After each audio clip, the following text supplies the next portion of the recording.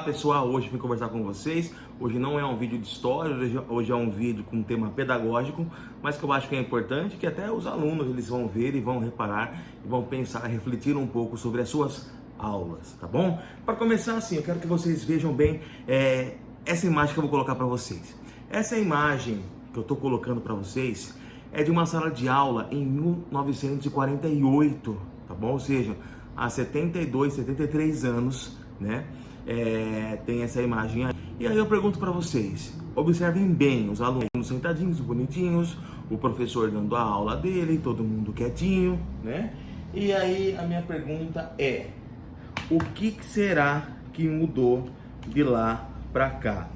Será que mudou muita coisa ou será que não mudou nada? Qual que é a diferença que tem, né? E aí eu coloco a imagem de uma sala de aula nos dias de hoje. Então vejam aí a sala de aula nos dias de hoje. Reparem que está praticamente a mesma coisa. Aluno sentado na carteira, professor de pé. O quadro não mudou, tá um quadro negro, tá usando giz nesse caso. Em alguns casos hoje usa-se muito quadro branco, mas nessa foto atual está a mesma coisa. E aí o questionamento que eu faço é o seguinte, como é que eu posso, né? Tanta coisa que mudou no mundo, de lá para cá, de 48, e como é que eu posso estar dando a mesma aula? Como é que o professor pode estar tendo a mesma prática, tá? Eu não estou criticando o modelo tradicional, o modelo antigo, não, porque ele serviu, ele foi muito útil naquela época, né? Só que, veja bem, hoje não tem mais cabimento eu ter esse mesmo esquema, esse mesmo funcionamento didático numa sala de aula. Assim, nessa fala nossa rápida, eu vou mostrar para vocês que é importante que o aluno hoje ele seja protagonista.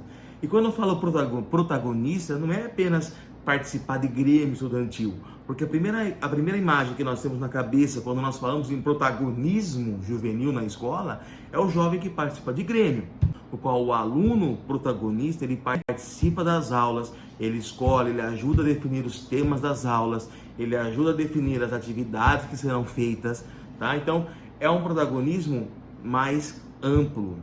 É esse tipo de escola que eu tenho que ter no século 21. É uma escola em que o aluno realmente ele é protagonista, tá bom? Por quê? Porque naquela época, essa foto que eu mostrei para vocês, de 1948, eu coloquei de propósito essa data, 1948, por quê?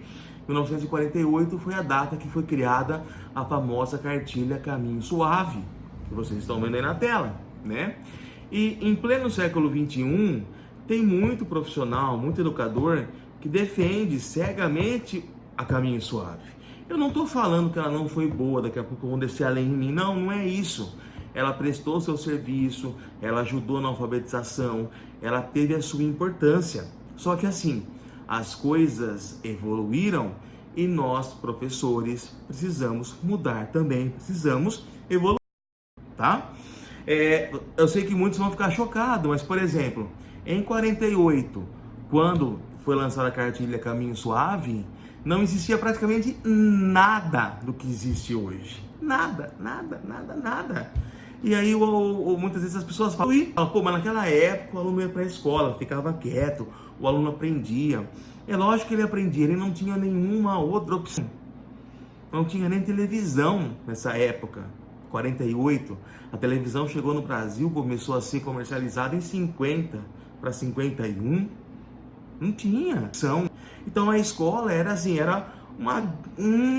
tudo que se passava na escola para ele era interessante, tá bom? E outra coisa, tá? Muitas vezes eles falam, nossa, antigamente o aluno aprendia, o aluno saía da escola lendo, mas qual a porcentagem? Por quê? Se eu pego dados, por exemplo, da década de 40, 52% da população era analfabeta. Com Caminho Suave e tudo, né? Se eu pego hoje, essa quantia não chega a 12%. Então nós tivemos uma evolução. Apesar de todos os problemas da educação, nós tivemos uma evolução, tá bom? Então, se eu quero ser professor no século 21, se eu quero ter um aluno que aprenda, se eu quero ter alguma coisa diferente realmente, eu tenho que mudar, tá bom? Porque o mundo mudou. Vou dar alguns exemplos para você. Não existia Fusca. Você imagina a sua vida sem Fusca? 48 não tinha nem o Fusca. cara já havia falado, talvez, que lá num outro país tinha um carro chamado Fusca. E hoje? O Fusca é algo o quê? Ultrapassado. Por que eu tenho que ficar preso num livro de 1948? Tá bom? 48, outro exemplo, olha lá, não tinha satélite. Não tinha. O Sputnik ele foi lançado só em 57, naquele contexto de Guerra Fria. Não tinha satélite, hoje tá uma poluição desgraçada lá em cima, tá bom? Naquela época não tinha satélite. Outro exemplo, 48, não existia TV comercial. Em 48, quando eu tinha a Caminho Suave, tá bom? Só em 50 que vai ser inaugurada a TV Tupi. Você já viu TV Tupi? Fala pra mim. Já viu TV Tupi? Lembra de algum canal? Talvez os que são um pouco mais antigos, eles tenham visto, lembrem. Mas os mais jovens um pouco, viram TV Tupi? Eu não vi TV Tupi. Você usou essa televisão aqui, ó. Se eu colocar um moleque hoje, eu falar, ô moleque, liga essa televisão aqui. O cara não vai saber ligar. Se eu falar pro moleque, viu, o que é esse negócio aí, ó, canal 3, esse negócio, essa caixa aí? Ele vai pensar que é uma metralhadora, é uma metralhadora, professor. Metralhadora, tá bom? Então, são outras épocas, a coisa mudou. Ó, telefonia, tá? Ó, mas porque o aluno de hoje, ele só fica no celular, no smartphone. Pô, é lógico que ele só fica, é legal, que ele não fica até você. Se eu ficar um dia sem celular, eu fico mal também. Que eu não sou nativo digital, não sou geração Z. Imagina se eu fosse geração Z, como que ia fazer falta para mim no celular, tá bom? Mas antigamente não tinha telefone. Olha em 48, qual que era o telefone? Olha lá, telefone da década de 20 e 30, né? Para quem não sabe, antigamente você não ligava diretamente para as pessoas, você tirava o telefone do gancho, passava um número que você queria conversar para a telefonista tirava lá o pininho, colocava no outro para conectar você com a pessoa. Era assim em 48. Em 48, para não falar que não estava tendo inovação na telefonia, dá uma olhada nesse telefone laranjão aí, ó. Tava começando a surgir alguns telefones que faziam ligação direta, discando.